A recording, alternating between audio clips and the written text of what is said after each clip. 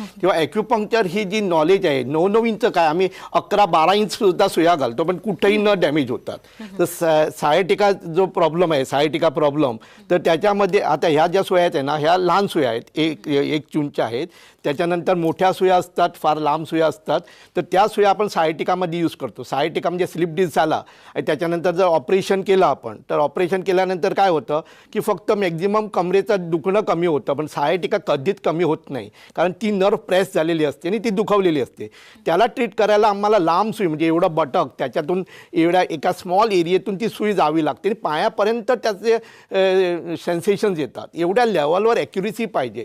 ती परत दैविक एक शक्ती असते म्हणायचं हरकत नाही. आपण ते करतो आणि प्रत्येक पेशंटला माहीत आहे मी सुई घातल्यानं लगेच एकाच ते 2 सेकंदात आतमध्ये सुई जाते आणि तिकडपर्यंत ते समजतं.